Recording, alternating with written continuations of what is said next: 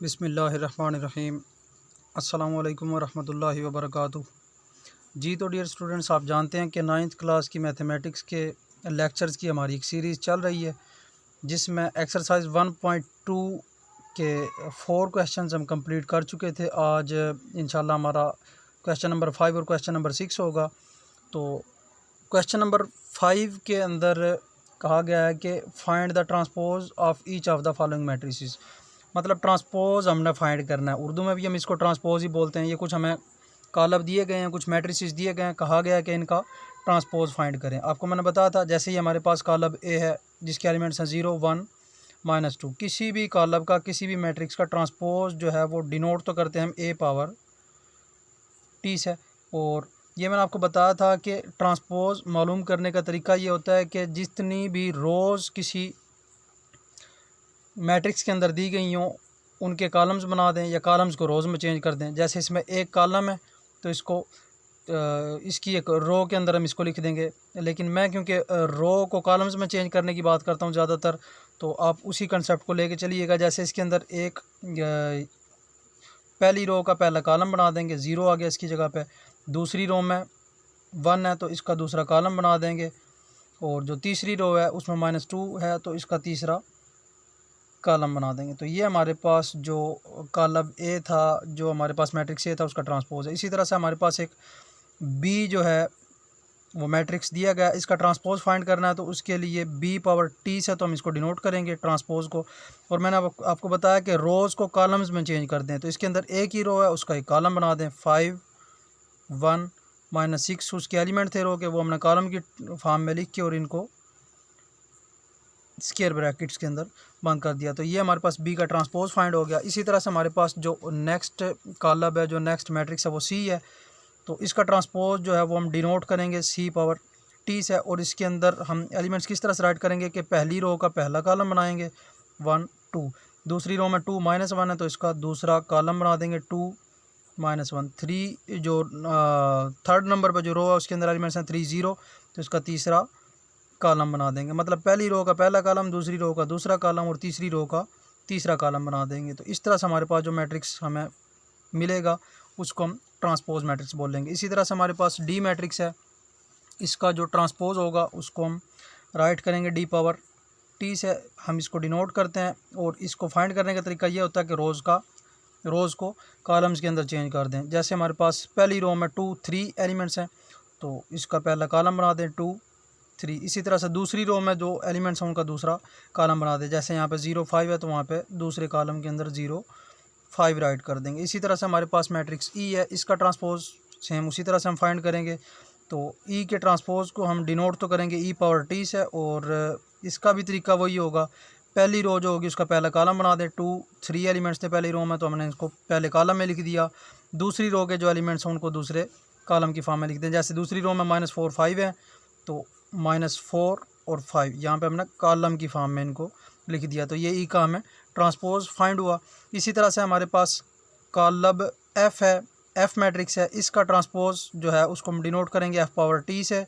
और transpose find करने का वही तरीका कि रो को कॉलम में चेंज कर दें। जैसे पहली रो में 1, 2 एलिमेंट्स लिखे हैं तो इसको पहले कॉलम की फॉर्म में लिख दें। इसी तरह से 3, 4 है दूसरी रो के अंदर तो इनका दूसरा कॉलम बना दें। तो लिहाजा ये हमारे पास जो एफ़ कॉलम है उसका ट्रांसपोज कॉलम होगा या ट्रांसपोज मैट्रिक्स होगा। जी तो डियर स्टूडेंट्स, उम्मीद करता हूँ कि आपको क्वेश्चन नंबर 5 की समझ आ गई होगी। तो नेक्स्ट जो है हमारे पास वो है क्वेश्चन नंबर 6।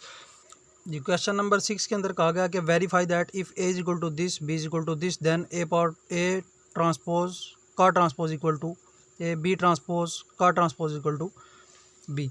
इसमें कहा गया कि अगर हमारे पास मैट्रिसेस हों, अगर हमारे पास मैट्रिक्स ए जो है वो इक्वल हो 1, 2, 0, 1 के, इस तरह से बी मैट्रिक्स है वो इक्वल है 1, 1, 2, 0 के, देन वेरीफाई। तो ये साबित करें कि ए के ट्रांसपोज का ट्रांसपोज जो है वो ए के इक्वल होगा। और इसी तरह से नंबर 2 पे कहा गया है कि बी के ट्रांसपोज का ट्रांसपोज अगर लिया जाए तो वो बी के इक्वल होगा। तो ये दोनों चीज़ हमने प्रूव करनी है। तो मैं पहला प्रूफ शुरू करता हूँ। अभी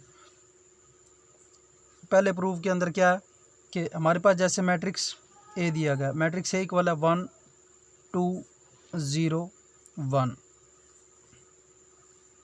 तो इसमें हमने लेना है ट्रांसपोज। ए का ट्रांसपोज जो होगा वो इक्वल होगा, ये मैंने आपको बताया था कि ट्रांसपोज लेने का तरीका ये है कि पहली रो को पहले कॉलम में चेंज कर दें और दूसरी रो का दूसरा कॉलम बना दें। तो ए का ट्रांसपोज तो ये आ गया। अब हमने करना था ए के ट्रांसपोज का भी ट्रांसपोज करना है, तो ए का ट्रांसपोज ये आ गया। ए के ट्रांसपोज का फिर से ट्रांसपोज कर दें, तो ए के ट्रांसपोज का दोबारा से ट्रांसपोज कर दें, तो वो हमारे पास आंसर आएगा। ए के ट्रांसपोज का जी करें दोबारा से ट्रांसपोज। जैसे पहली रो है तो उसका पहला कॉलम बना दें 1 0 2 1, दूसरी रो है तो इसका दूसरा कॉलम बना दें। ये अगर देखा जाए तो हमारे पास असल में मैट्रिक्स ए ही आ चुका है।